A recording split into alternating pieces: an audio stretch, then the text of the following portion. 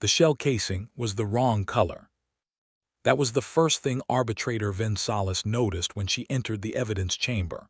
Not the crater reports, not the casualty manifests, not the 17 pages of formal protest filed by the Drain Collective.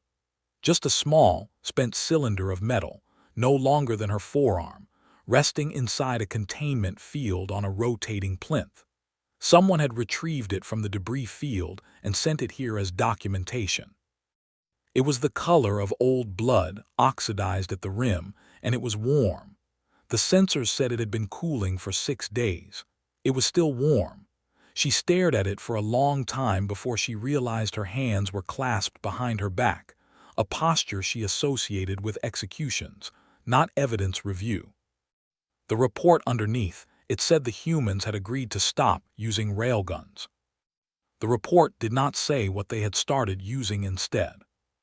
3 months earlier, the vote had passed with historic margins. 41 member species, 39 in favor, 1 abstention, the Murathi, who abstained from everything on principle, and 1 species that had no vote because the item under discussion was themselves. The human delegation sat in the curved lower tier of the grand convocation floor, which everyone understood was not an architectural accident. The seating arrangement in the convocation chamber had been established 400 years ago, before humanity's inclusion, and the lower tier was where junior members observed proceedings that concerned them without being permitted to formally obstruct the outcome. Protocol had never been updated. No one had thought it necessary. Ambassador Elena Vasquez did not appear bothered by this. She sat with her hands folded on the desk in front of her, her posture almost formally still, watching the vote tally climb. She had dark eyes that didn't move much. Several of the senior arbitrators had noted this in their personal logs, the way she watched without appearing to react. One had written, "The human representative gives the impression of someone who already knows how a story ends." He had meant it as a criticism. He was not certain now that it had been won. The railgun prohibition passed. The resolution text was precise, comprehensive, and the Council was proud of this, technically airtight. It prohibited the deployment of any magnetically accelerated kinetic projectile above 2.4 kilograms in mass and 1,800 meters per second in velocity within any system containing inhabited worlds, habitable bodies, or recognized territorial space. The physics had been calculated. The threshold had been set deliberately below the minimum specifications for any human railgun on record. They had done their homework. Vasquez requested the floor for a response. She was granted 45 seconds, which was the standard courtesy allotment for affected parties. She stood. She looked up at the chamber, all 41 species arranged in their ascending tiers, all their various optical organs pointed at her, and she said, "We acknowledge the resolution. We will comply with its terms. Thank you for your time." 39 seconds unused. She sat down. The chamber had expected anger or argument, or at minimum the lengthy formal objection the human legal team had been preparing for weeks. The legal team looked as surprised as anyone. One of the junior human attachés leaned toward a colleague and whispered something. The colleague whispered back. Neither of them looked at the ambassador. Vensalas, watching from the arbitration bench, felt the first cold thread of something she could not name. It would be 61 days before she understood what the thread was. It was warning. The Drain Collective's complaint arrived on day 44. The Drain were careful beings, methodical, architecturally minded, deeply invested in the orderly progression of cause and effect. Their homeworld was a place of vast geometric cities and meticulous bureaucratic tradition, and they applied the same geometry to conflict. They did not fight wars. They prosecuted them, step by logical step, resource by resource, until one party could demonstrate quantitative advantage and the other could acknowledge it cleanly. It was efficient. It was civilized. It was, the Drain had always believed, the correct approach to violence. They had been managing a border dispute with a small human colony fleet for 11 months. Nothing unusual, territorial pressure, competing resource surveys, the ordinary friction of an expanding species running into established claims. Standard procedure called for a negotiated survey boundary, enforced with deterrent vessel presence on both sides. The Drain had deployed 6 deterrent cruisers. The humans had deployed what looked like a cargo convoy. "They were hauling something," said Fleet Commander Vensalas, speaking to the arbitration panel via relay, his secondary throat sacs contracted with agitation. "Our scans read industrial fabrication equipment, heavy manufacturing. We assumed they were establishing a mining operation on one of the contested bodies, which would have constituted a territorial claim violation. We moved to interdict." Vensalas looked up from her notes, and the human vessels responded with weapons fire. "No," said Vensalas, "they responded by stopping." A pause. "They stopped their convoy. They deployed a debris anchor, a passive positioning device, no weapons signature, and they waited." "For how long?" 11 hours. The panel exchanged glances. What were they waiting for? Vensalas was quiet for a moment. When he spoke again, his voice had changed registers in a way that Vensalas associated with genuine discomfort. Not professional discomfort, not strategic discomfort, but the particular tone of a being who had encountered something they genuinely could not fit into their existing understanding of the universe. "We don't know," he said. "They didn't answer our hails, they didn't move. They just waited, and then they began to build something." The fabrication equipment was real. That was the second mystery, and it was worse than the first, because it made sense and didn't make sense at the same time. The humans had genuinely unloaded heavy industrial equipment onto a small, unremarkable body in the contested zone, a dense little rock with almost no recoverable resources, the kind of place a Drain survey team would have marked negligible value and ignored for another century. It was strategically meaningless. There was nothing there worth having. They built a structure in 9 days. The Drain scanned it constantly. It was not a habitat, not a weapons emplacement, not a mining operation. It was, as best their engineers could determine, a large electromagnetic launcher, but one so far below the railgun prohibition threshold that it didn't even trigger the monitoring protocols the Council had established. The barrel length was extreme. The power generation was significant. But the payload capacity, by every calculation the Drain ran, was beneath the prohibited threshold by a comfortable margin. "We ran the numbers 16 times, Vensalas told the panel. "We brought in 2 independent engineering consultancies. Every analysis confirmed.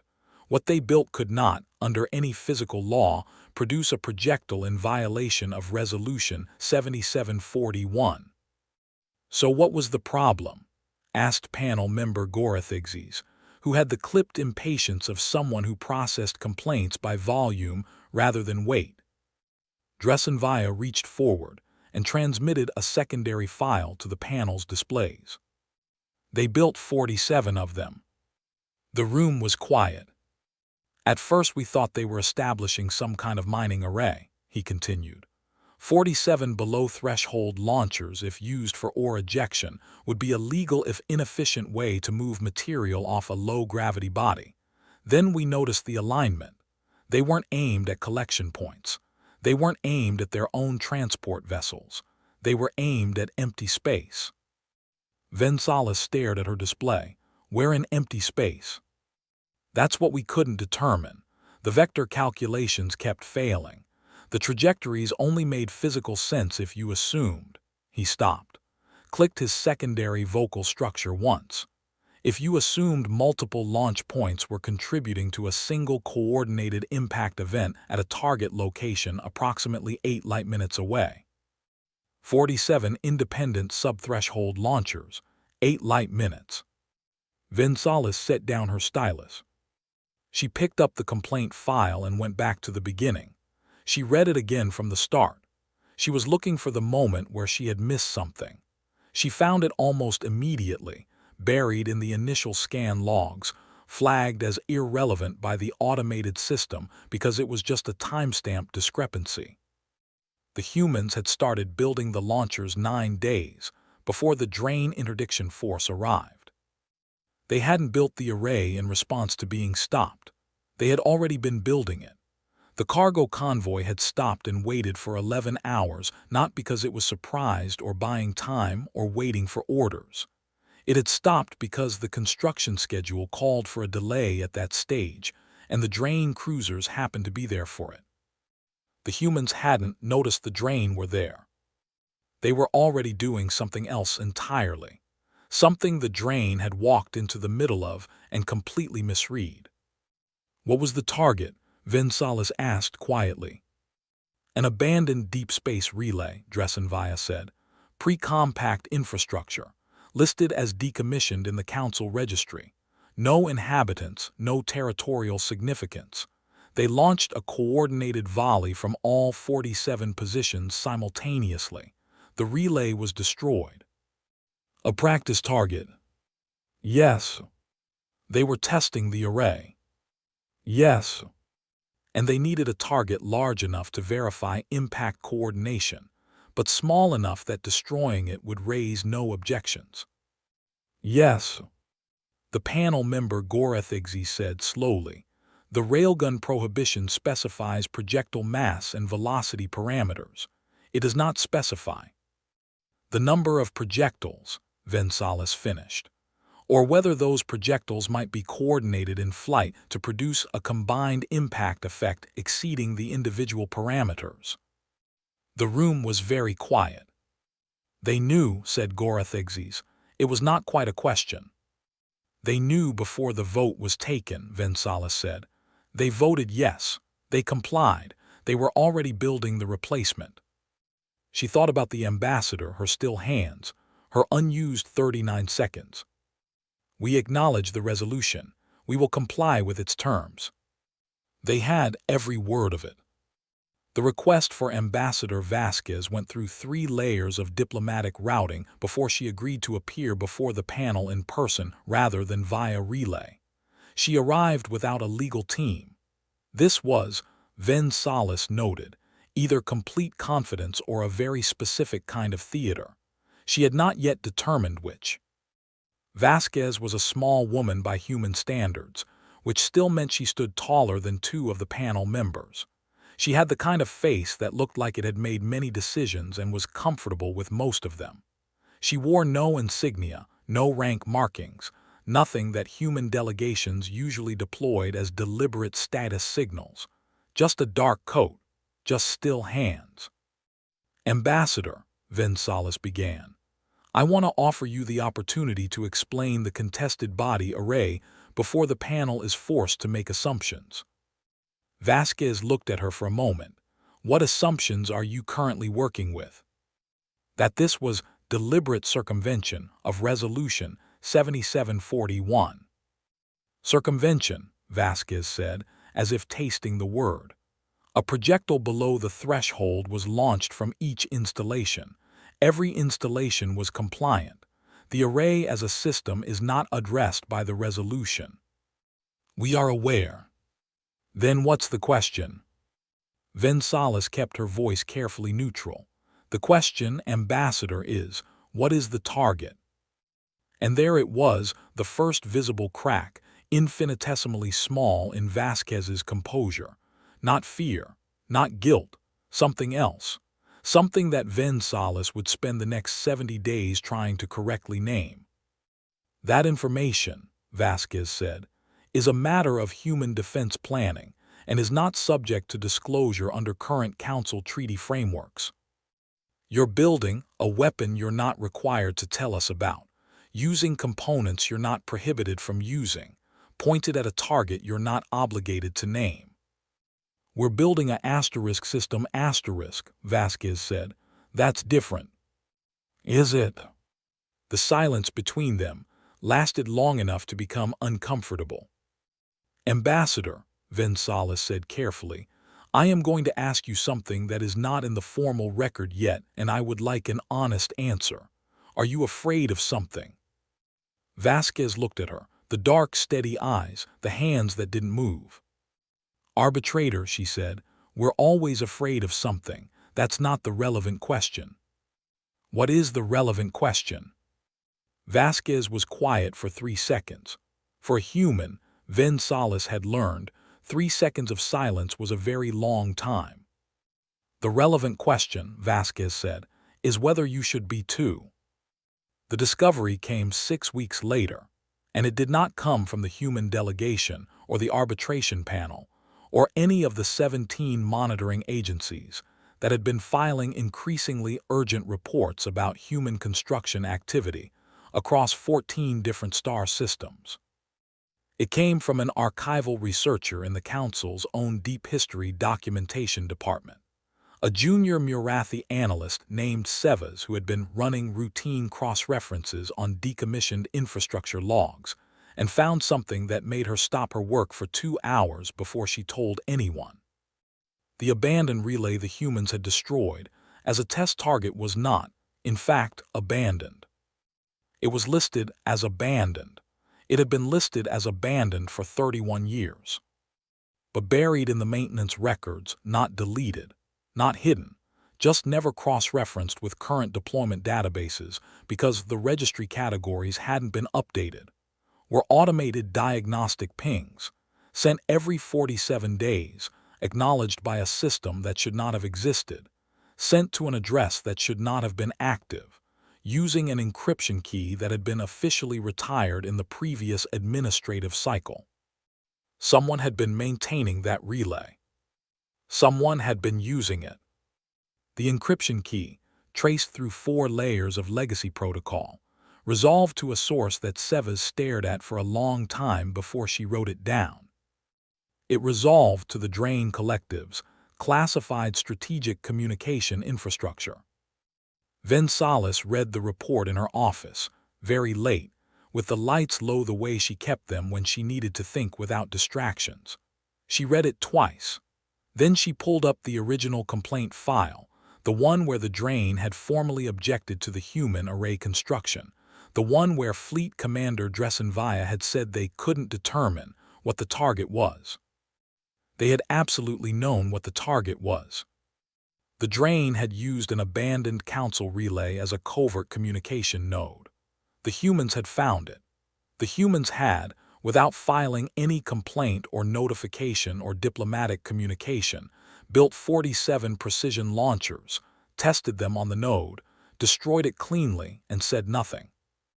They hadn't notified the council that the Drain were running illegal covert communications through council infrastructure. They hadn't filed a complaint. They hadn't made a diplomatic incident. They had simply removed the capability. And then the Drain had complained about them. Vensalas sat very still for a long time. She thought about the ambassador's unused 39 seconds. She thought about what it meant to know something and choose not to say it. She thought about what it meant to retaliate without appearing to retaliate, to strike without appearing to strike, to win a confrontation that your opponent didn't know they were in. She pulled up every human construction project currently under monitoring. 14 systems, 42 separate installations, each one individually compliant, each one below every prohibition threshold on record, each one carefully separated from the others in every regulatory database. She started mapping the alignments. It took her 4 hours. When she finished, her hands were cold. The arrays didn't point at empty space, or at abandoned infrastructure, or at meaningless test targets. They pointed at each other, overlapping, interlocking, creating a fire geometry so complex that it had never resolved in any single monitoring system's analysis, because no single monitoring system was looking at all 14 systems simultaneously. Individually, each array was a legal installation. Together, they were something that had no name in the Council's existing weapons classification framework, because nothing like it had ever existed before. It wasn't a gun. It wasn't 47 guns. It was a single weapon that existed in no one place, that could not be destroyed by targeting any one component, that was already built and already aimed and had been for weeks. She needed to know the target. She spent another 2 hours on that. She almost didn't find it because she kept looking at inhabited systems, strategic choke points, high-value infrastructure. Everywhere that a weapon of this scale should have been aimed if the goal was conventional deterrence or threat projection. She kept searching until she finally widened the query to include everything in the geometric focal point of the array. There was nothing there. Empty space, a coordinate in the outer disk, well beyond any inhabited system, well beyond any infrastructure or territorial claim or surveyed resource. Just space. A specific location in space, notable only for being the calculated transit vector of a gravitational anomaly that the Council's deep survey teams had been monitoring for 11 years. A dark mass, designation DSMRF-7, no official threat rating, no official response plan, no official anything because 11 years of survey data had not conclusively determined whether it was a stellar remnant or something else. The human arrays had been aimed at DSMRF-7 since, before Resolution 7740, one was voted on. Vensalas sat with that for a long time. They hadn't built the arrays because of the railgun ban. The railgun ban had happened during construction. They hadn't changed their plans. They had simply changed the hardware, shifted from direct mass driver technology to the distributed array system, worked around the prohibition without a day's delay, and kept building toward a target that no one else in the galaxy had formally acknowledged was a threat. She thought about the ambassador's last words to her. The relevant question is whether you should be too. She called Vasquez at the 3rd hour of the night cycle. The ambassador answered immediately. She was not asleep. Vensalas had suspected she would not be. You knew about DSMRF-7, Vensalas said. No preamble, no diplomatic softening. It was late and she was frightened and she was tired of moving slowly toward things. Vasquez was quiet for a moment. Then, how long did it take you to find it? 4 hours. We found it 8 months ago. Vensalas absorbed that, and you didn't tell the council because the council would have formed a committee, Vasquez said. The committee would have commissioned surveys. The surveys would have been reviewed. The review would have been submitted for consensus assessment. The consensus assessment would have been challenged by 3 member species with competing resource priorities. The challenge would have triggered a secondary review process. A pause. We've been watching it for 8 months, Arbitrator. In 8 months it has moved. We have trajectory data. We have mass estimates. We have impact probability calculations that I am going to be honest with you and say I wish we didn't have, because they have made it very hard to sleep.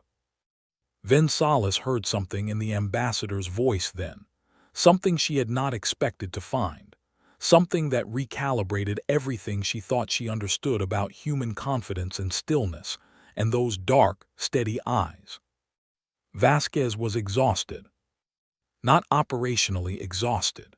The kind of exhausted that lived in a person when they had been carrying knowledge alone for a long time, when the weight of what they knew had nowhere to go, when they had made the decision to act unilaterally because they had looked at every other option and found them all too slow. How long do we have? Vensalas asked. The arrays will be fully operational in 19 days, Vasquez said. The intercept window is 23 days from now. We have 4 days of margin. And if the arrays aren't ready, then the impact probability climbs to what my mathematicians keep calling non-trivially different from certain, which is a very careful way of saying that we'd be looking at an extinction-level strike on a populated system. A breath. Specifically, a drain-populated system. The drain, who had complained about the arrays, who had tried to slow the construction. Vensalas felt the floor shift under everything she thought she knew about the last 3 months. They filed the complaint, she said slowly, and you didn't fight it. You agreed to comply, you just kept building in a different form. Stopping wasn't an option. You could have told us about the threat you could have. I told you, Vasquez said. Committee, survey, review, challenge, secondary review. Do you want me to continue? A long silence. We were also not entirely certain, the ambassador said, and something in her voice went quiet and heavy and human in a way that was difficult to listen to. The trajectory data has ambiguities. The mass estimates have error bars. We could be wrong. We have been building a weapon of significant destructive capacity aimed at an object that might, according to the lower bound of our error range, be a dead stellar remnant that will pass through this region and cause no harm to anyone. Vensalas understood then. She understood all of it all at once, and it settled over her like cold. The humans had not been certain. They had been building anyway. They had spent enormous resources, rerouted construction fleets, re-engineered their entire kinetic weapons architecture around a regulatory prohibition, all on the possibility, not the certainty, that they were right. Because the cost of being right and doing nothing was extinction. And the cost of being wrong and doing something was a weapons array pointed at empty space and an embarrassing entry in the council record. The humans had looked at those two costs and not hesitated. You were willing to be wrong, Vensalas said. We were willing to be wrong in a way that didn't kill anyone, Vasquez said. That's a different thing than being reckless. The arrays fired on day 22. Vensalas watched from the monitoring station, surrounded by the best deep survey equipment the council owned. The data feeds from all 14 installations streaming simultaneously to her display for the first time since anyone had thought to look at them together. She had spent 19 days doing something she was not authorized to do and did not ask permission for. She had shared the trajectory data with every major modeling team in the Council Science Division, quietly, framed as a theoretical exercise, and collected their independent conclusions. She had not shown them the human calculations. She had not told them what she was actually asking. 12 of 13 modeling teams reached the same conclusion the humans had reached. One reached a conclusion that was worse. The humans fired at 400 station time. She watched 47 simultaneous launch signatures light up across 14 star systems, each one individually a legal sub-threshold kinetic projectile, each one joining the others in the long dark, converging across 8 light minutes of carefully calculated geometry on a point in space that no one had ever bothered to name. She watched the impact resolution come back 89 minutes after the last launch. She watched it for a long time. Then she opened a communication channel to the human delegation office. It was early. Vasquez answered anyway because apparently the ambassador had been watching too. You were right, Vensalas said. A pause, not the pause of surprise. The pause of someone who had known and had held that knowledge in a particular way for a very long time and was only now allowed to set it down. We usually are, Vasquez said, about things that keep us up at night, a breath. That's not confidence, arbitrator, that's the problem. The formal council inquiry opened 14 days after the impact. The charge was circumvention of Resolution 7741. The evidence was comprehensive and uncontested. The humans had designed their array system to be technically compliant with the letter of the prohibition, while producing effects that the prohibition had been designed to prevent. Every element of the legal argument was correct. Vensalas had reviewed it herself. She delivered her arbitration finding personally, which was unusual. Findings of this type were normally transmitted through administrative channels. She stood in the lower tier, the junior member tier, the observation tier, the tier that was not an architectural accident. And she looked up at 41 species in their ascending seats, and she thought about how the room was built, and who had built it, and what they had assumed when they built it. Panel finds, she said. that the human contested body array system was constructed in deliberate compliance with the technical specifications of Resolution 7741, while producing kinetic effects beyond the resolution's stated parameters. She paused. The panel further finds that those effects were directed at a non-territorial deep space object whose destruction prevented, with high estimated probability, an extinction-level strike on Drain collective populated space. Another pause. The panel has reviewed 12 independent trajectory analyses, all conducted after the fact by Council's scientific bodies with no access to human source data. 11 support the human threat assessment substantially.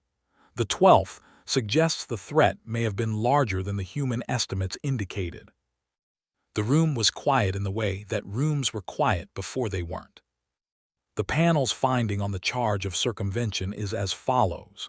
She set down the document. She looked up. The charge is sustained.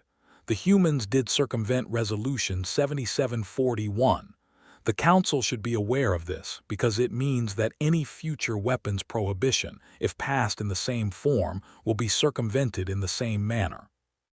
The humans will find the boundary of the law, build exactly to that boundary, and achieve the prohibited effect through means the prohibition did not specify, because the humans appear to approach regulatory frameworks the way engineers approach physical problems, not as limits on what can be done, but as constraints to be designed around. She let that sit. The panel offers this not as condemnation, as technical information, for the Council's future planning. She looked at the place where the Drain delegation sat. The panel also notes for the record that the species whose populated space was most directly protected by the human action in question was the same species that filed the complaint that attempted to slow the construction. She did not say anything else about that. She didn't need to. The panel's recommended sanction for the circumvention finding is a formal notation in the human membership record.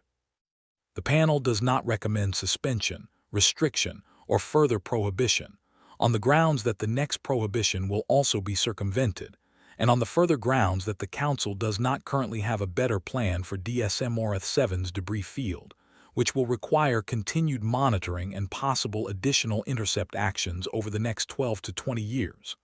A pause. Humans have been asked if they are willing to continue this work. They said yes. They seemed, she said carefully, almost relieved to be asked.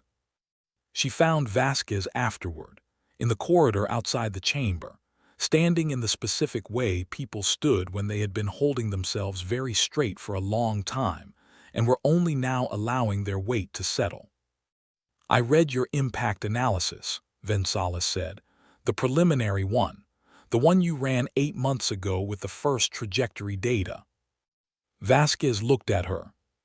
"You estimated a probability of approximately 40% that you were wrong, that there was no threat." 43, Vasquez said, "at initial assessment. 43% chance that all of this was unnecessary." "Yes. And you built it anyway." "A 43% chance we were wrong means a 57% chance we were right," Vasquez said, "in a situation where being right and doing nothing means a populated system dies." She looked down the corridor, toward the windows that showed the slow turn of the station and the dark beyond it. "I know what the math looks like to you. I know it looks irrational. Going to those lengths, those resources, that confrontation with the Council over a 57% probability." Vensalas didn't say anything. "Here's the thing," Vasquez said. 57% is what we had at the start. By month 3, we were at 79. By month 6, we were at 91. By the time we fired, we had updated to 96, and my lead mathematician had stopped sleeping. She turned back. "We didn't build the arrays on 57%. We built them because we knew the probability was going to climb, and we knew that every day we waited to build would mean one less day to intercept if we needed to. You were calculating probability curves on an ongoing basis. We were calculating everything on an ongoing basis. We have been watching this sector for 3 years. The Deep Survey anomaly designations go back 7 years in our records under different catalog entries that hadn't been cross-referenced. When we found the connection, we went back and reran all of it. Her voice dropped slightly. What we found was that DSMRF-7 had been detectable, not confirmed, but detectable for 11 years. Which means someone else should have found it too. Vensalas felt the cold again. You're saying the council had data. I'm saying the data existed. I'm saying it was in the registry. I'm saying that what it needed was someone to look at all of it at the same time, across multiple survey cycles, and ask whether the anomaly patterns were connected. The ambassador's expression was not accusatory. It was something more careful than that. Your survey teams don't do that systematically. They catalog. They flag. They don't integrate across time windows longer than a standard survey cycle. And humans do. Humans, Vasquez started again. Humans are very good at being afraid of something for a long time. We keep records of our fears. We revisit them. We update them. We build models around them even when there isn't enough data to be certain. She paused. Most civilizations call that paranoia. What do you call it? Vasquez was quiet for a moment. We call it Tuesday. There was a second array. Vensalas found it 3 months later, not by monitoring human construction activity, but by going back to the catalog and running the kind of integrated survey analysis that Vasquez had described. Looking at all of it, across time windows, asking whether patterns were connected. She found 3 additional DSM-class objects. 2 were almost certainly benign. The third was not. She filed the report through the appropriate channels and watched it enter committee review. She thought about Vasquez. She thought about what it cost a person to know something and carry it alone, and make decisions alone, and act alone, and then stand in a lower-tier seat while the people who might have helped asked whether the rules had been followed. She pulled up the registry of human construction activity. She wasn't monitoring it officially. She was looking at it because she had, somewhere in the last 4 months, developed the habit. The third array was already under construction, had been for 2 weeks.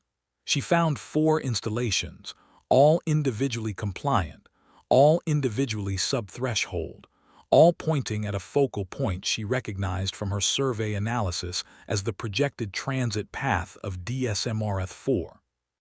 She thought about the cost of committee review. She thought about standard survey cycle windows. She thought about the kind of civilization that kept records of its fears and updated them and never stopped watching the dark. She closed the file.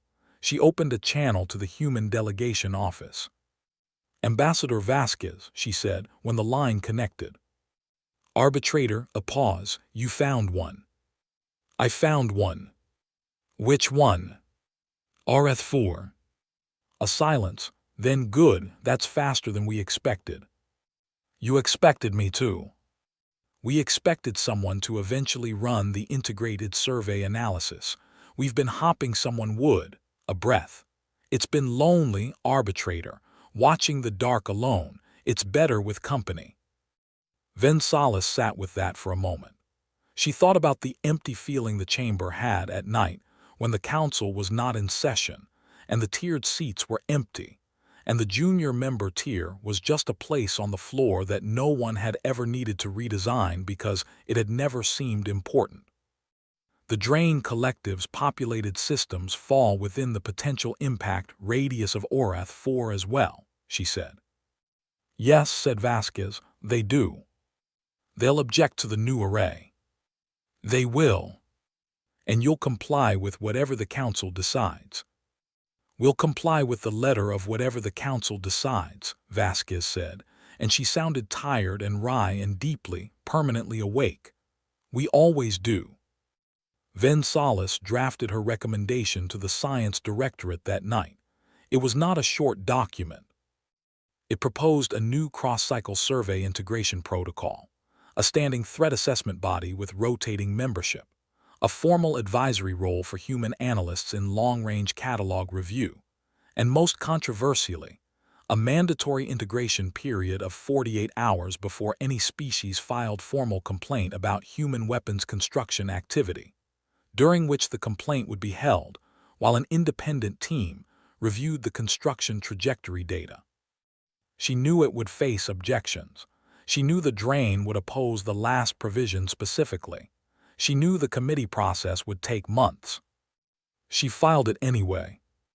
In the section marked rationale for urgency, she wrote a single sentence that she suspected would be quoted in council proceedings for decades to come, and that she had spent most of the night deciding whether to include. The humans are not the most advanced species in this council, nor the most powerful, nor the most numerous, and they were not the first to reach the stars, and they will not be the last to face the dark. But they are, as best I can determine, the only species that refuse to stop watching for things that might kill us all, even when watching cost them everything, even when we called it paranoia, even when we put them in the lower tier and told them to observe and not obstruct, and it would be a significant failure of institutional judgment to continue treating that quality as a violation of good order rather than as the only reason any of us are still here. She transmitted it at 300. She went to the window, she looked at the dark. She had always found space peaceful, the absence of sound, the vast and structured silence of it. She had never once, in 30 years of deep survey work, looked at that darkness and felt it looking back. She looked at it now.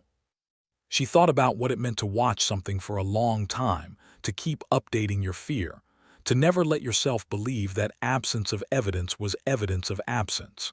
She thought about the humans in their lower tier, their still hands, their unused 39 seconds, their arrays pointing at coordinates that no one else had thought to look at.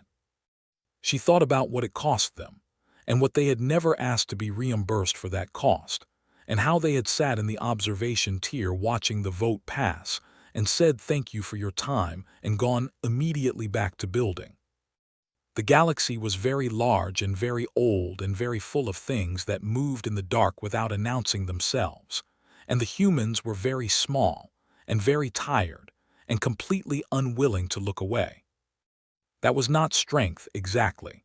It was something older than strength, something that had no clean name in the Council's 1,700 documented languages, though several came close in their words for the refusal to stop, for the animal persistence of a creature that has decided that this hill is worth dying on, and has been dying on it longer than anyone expected, and is still, somehow, standing.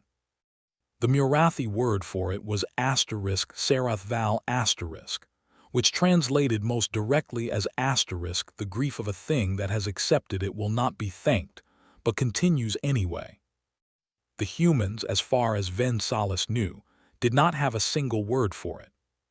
They didn't seem to need one. They just kept building.